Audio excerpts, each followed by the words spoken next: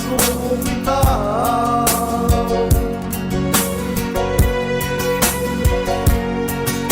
Marie va le voir.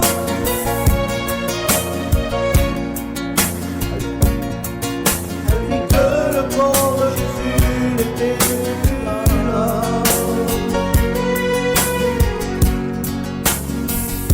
Le Seigneur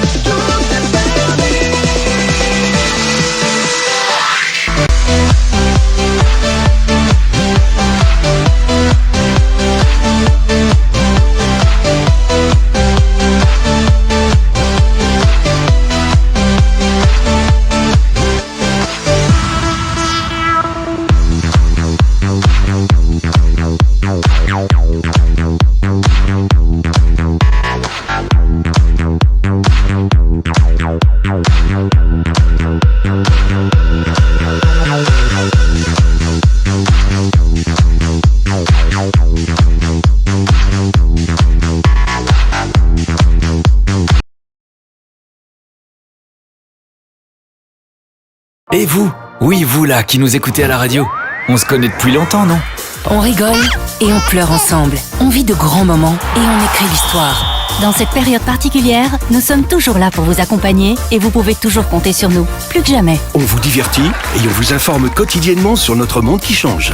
Et votre radio aussi évolue. Elle s'écoute partout, tout le temps, en DAB+, sur Internet ou via votre smartphone. Comme 3 500 000 Belges francophones qui lui font confiance chaque semaine, merci d'écouter la radio.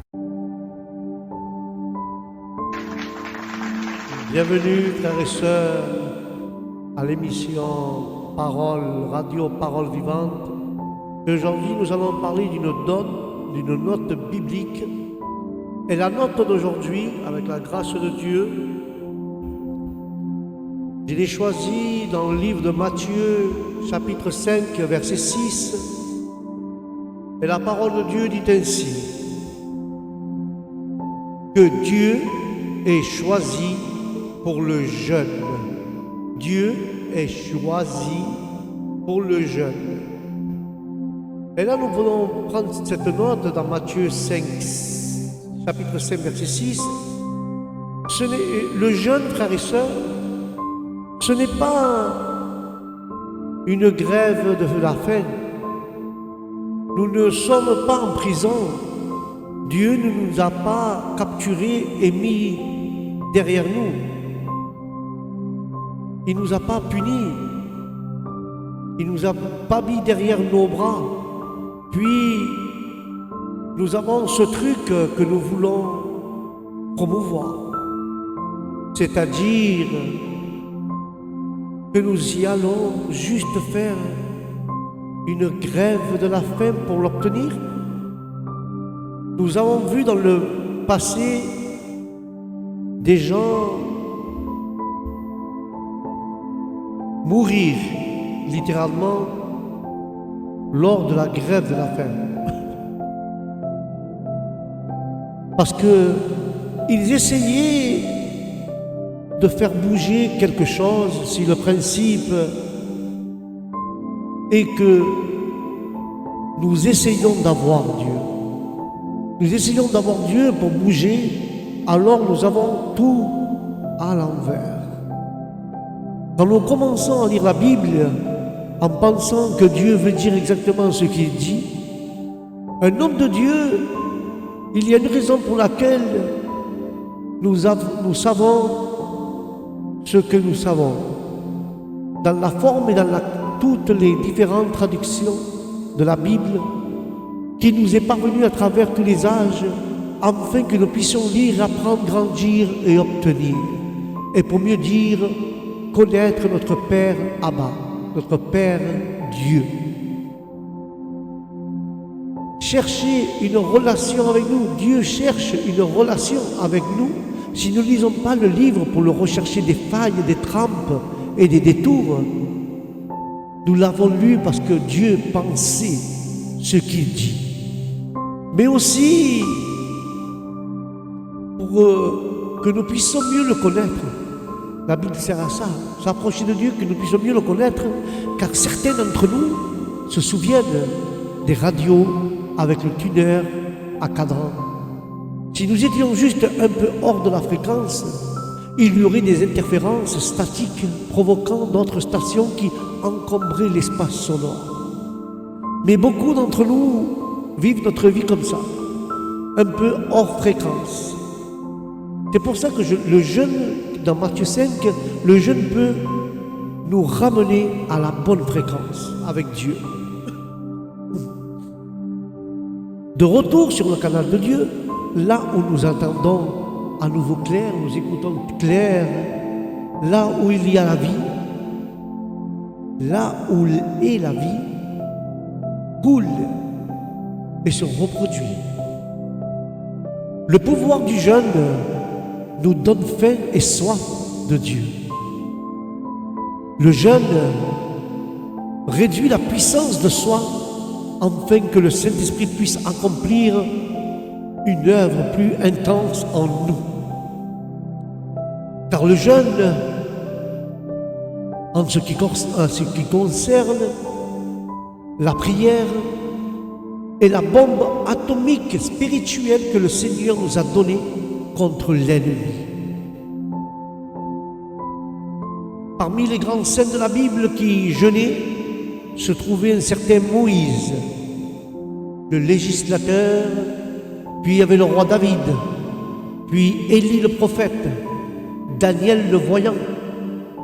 Et cette pratique biblique du jeûne n'était pas non plus réservée aux hommes, car nous trouvons aussi les noms de Anan dans l'Ancien Testament, Anne dans le Nouveau Testament, et dans les rangs des intercédeurs qui jeûnaient et priaient. Mais dans le Nouveau Testament, nous avons l'exemple de notre Seigneur ainsi que ses apôtres qui ont jeûné, avec clairement sa place dans leur vie, le jeûne. Dès les premières églises, certains de grands saints de l'Église, l'histoire a mis en pratique le jeûne et a témoigné de sa valeur. Parmi eux, les grands réformateurs, comme Martin Luther, Calvin, Cox. Ces hommes-là, c'est des grands fondateurs qui ont pratiqué le jeûne. La coutume ne se limite pas à aucune école théologique, frères et sœurs. Nous trouvons ici le calviniste joignant la main, ayant une camaraderie. Dieu a été choisi pour le jeûne. Si nous jeûnons pour Dieu et non pour les hommes. Dieu est choisi pour le jeûne d'après certains théologues. Nous ne jeûnons pas pour avoir plus de Dieu, mais nous jeûnons pour qu'il puisse avoir plus de nous.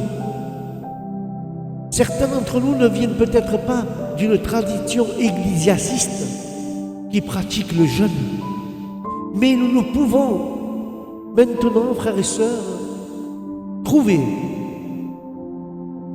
la valeur de l'alignement avec la parole de Dieu, et cela peut produire des choses étonnantes dans nos vies.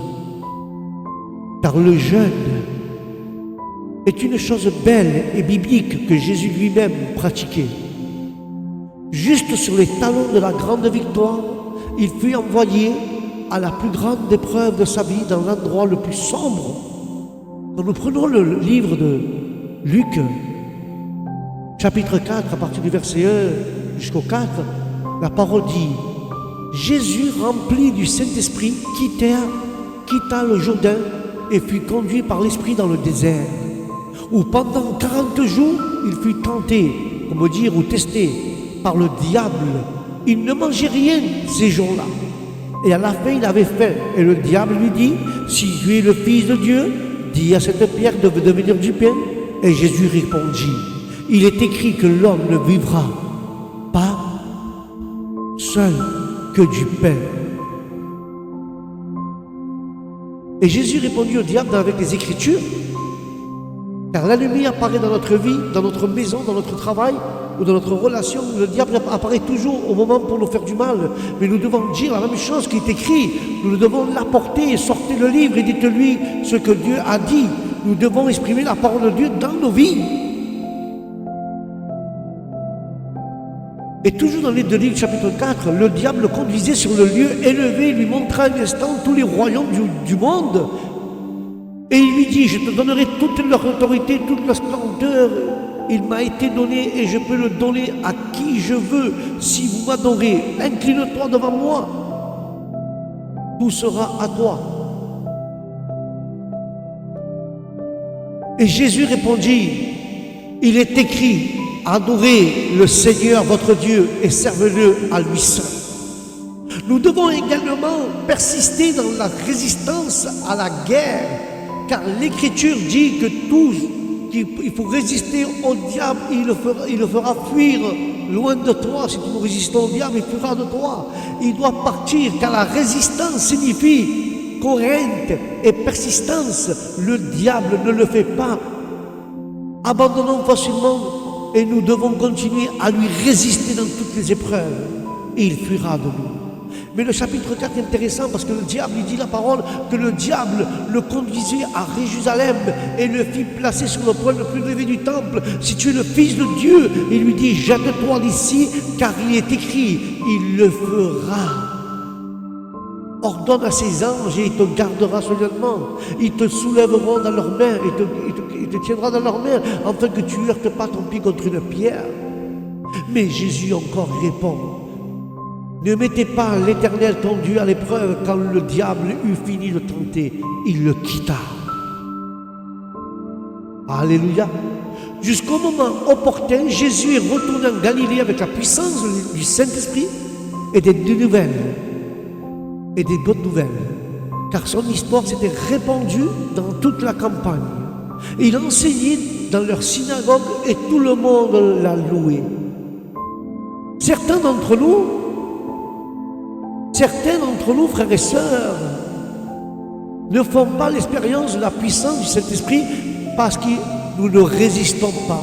Il faut continuer à résister parce que nous ne prononçons pas la parole. C'est pour ça que nous abandonnons de résister, car nous ne prononçons pas la parole de Dieu. Il est écrit, il était dit, parce Parce que nous ne jeûnons pas non plus. Si nous jeûnons et nous prononçons la parole de Dieu, ce qui est écrit, ce qu'il dit, alors le diable fuira de nous et nous pouvons résister à toutes choses. Alléluia.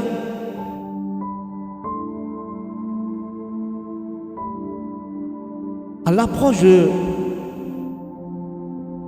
2025, là, ça fait pas longtemps qu'on est rentré en 2025, voulons-nous être anémiques, faibles pour cette année? Non. Peu sûr de lui en manquant de confiance non plus. Ou plutôt avoir le brouillard élevé, le cerveau clair et le cœur battant vite et habilité par le Saint-Esprit pour engager cette nouvelle année? Qu'est-ce que le jeûne biblique? Cela augmente votre faim ou notre appétit pour Jésus, en pensant du temps à remplacer d'autres appétits, en se nourrissant de sa parole, en le recherchant au milieu de la prière, de la communion avec lui. C'est une manière pratique, frères et sœurs. C'est une manière pratique de reconnaître Dieu comme notre source ultime de vie, notre source de force et de vitalité. Mais le jeûne invite Dieu à agir dans notre vie de manière nouvelle et puissante en amenant notre esprit, corps et esprit en plein alignement avec lui. Nous nous permettons d'avoir faim en privant ou en diminuant quelque chose dont nous sommes habitués, de sorte que cela crée une soif de plus et de communion avec lui. C'est un moyen pratique de reconnaître Dieu comme notre source ultime. Il est la source et il est notre seule source. Car Matthieu 5,6 il dira ainsi: Bienheureux ceux qui ont faim et soif de justice, car ils seront rassasiés. Commencez par vous-même. Pourquoi? Quel est notre objectif personnel pour cette fois? Alors que nous jeûnons collectivement pour le réveil, nous prenons le temps de déterminer de quelle manière nous souhaitons personnellement que Dieu nous ressuscite spirituellement à travers ce jeûne. Demandez à Dieu de vous fortifier ou de parler d'une manière spécifique pendant cette période de dévouement envers lui. Alors, choisissez une approche du jeûne. Il existe plusieurs façons de mener un jeûne. Ce qui compte le plus est de trouver un moyen de remplacer une partie de votre routine normale à vos appétits par du temps dédié à chercher notre Seigneur et Sauveur Jésus-Christ.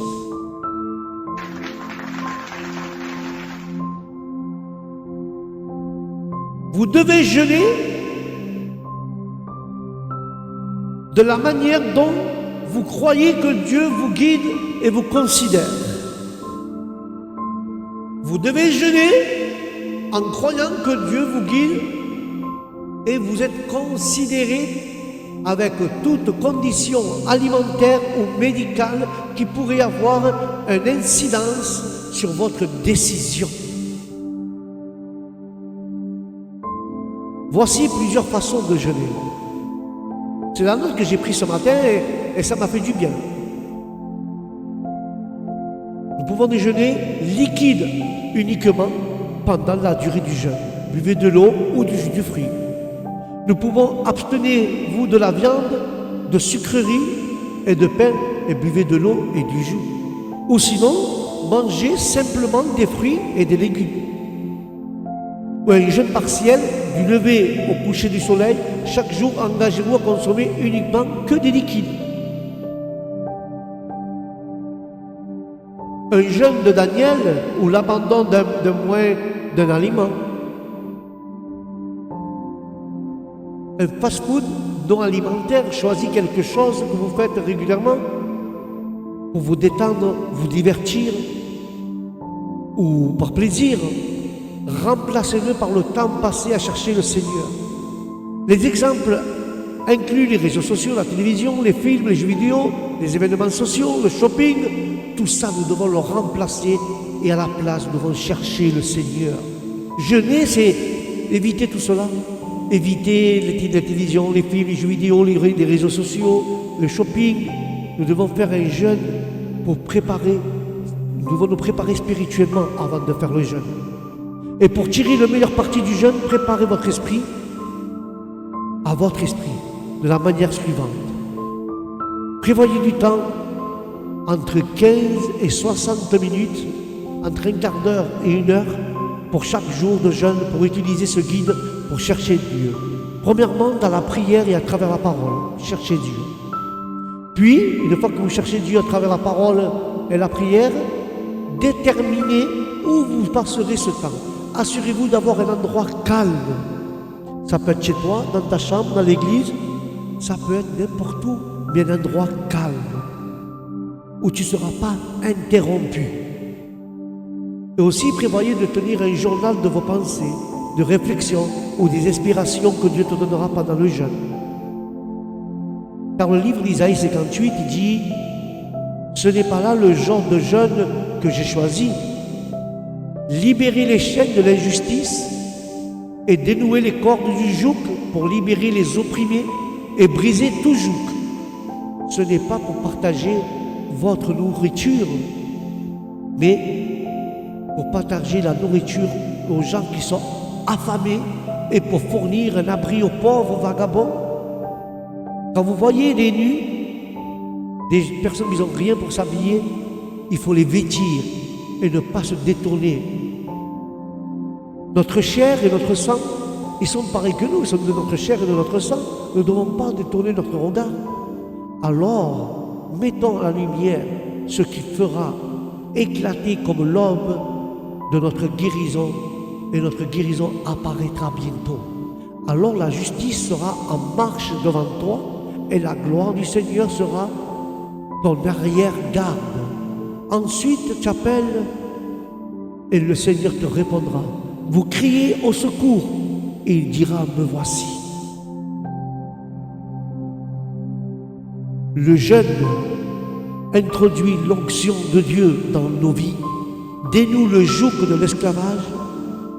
Y a-t-il quelque chose dans notre vie qui doit être brisé? A-t-il quelque chose dans ta vie qui doit être brisé ce matin? Il y a quelque chose qui nous domine ce matin?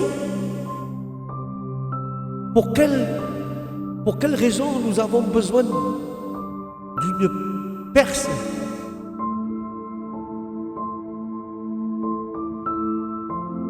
Nous devons percer dans la prière.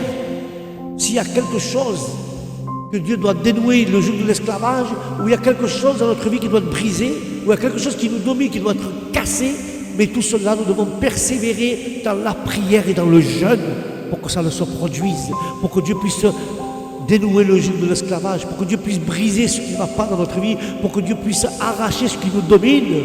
Mais nous devons percer dans la prière. C'est pour ça, je vais conclure avec ça, que je veux remercier le Seigneur ce matin pour cette parole, pour cette note biblique de ce matin qui a ouvert mon esprit. Pour ça, je veux lui dire, fermons les yeux et disons, et répète en même temps que moi en disant comme ça. Père Céleste, merci pour ta parole d'aujourd'hui. Merci de nous préparer à nous supprimer les choses naturelles, afin que nos cœurs et nos esprits et nos corps puissent être remplis des choses surnaturelles. Et que ta parole et ton Saint-Esprit, Seigneur, nous écoutent. Nous avons notre oreille attentive. Et nous t'invitons, Seigneur, car tu es dedans nous, Saint-Esprit. Montre-nous quoi faire. Comment nous pouvons apprendre, comment nous pouvons nous appuyer ensemble sur cette pratique, Jésus, sur cette pratique du jeûne et de la prière. Apprends-nous comment le mettre en pratique, Jésus. Nous voulons de la clarté, alors que tu lèves le brouillard de la guerre de nos esprits. Aide-nous à nous engager, Seigneur, davantage avec ton esprit et ta parole. Donne-nous ta grâce aujourd'hui et pour les siècles et siècles, au nom de Jésus de Nazareth. Voilà mes frères et mes sœurs, c'était une note que j'avais à cœur. Cette note biblique parlait du jeûne. Et j'espère que nous devons supprimer ce qui est en nous, ce qui est de cette terre naturelle, de nos cœurs, de notre esprit. Nous devons supprimer ce qui ne va pas et laisser la parole de Dieu. Et écoutons et apprenons de la parole de Dieu pour que nous puissions remplir du surnaturel, pour que nous puissions être plus proches de Dieu. Mais pour cela, nous devons persévérer, percer dans la prière et dans le jeûne. Alléluia. Voilà mes frères et mes sœurs, c'est la fin de notre émission, Note biblique. J'espère que ça va vous éclairer comme ça m'a éclairé à moi. Que Dieu vous bénisse, que la paix de Dieu soit avec vous dans votre âme et dans votre esprit et vous accompagne où ce que vous allez. Et je vous dis au prochain programme, Shalom.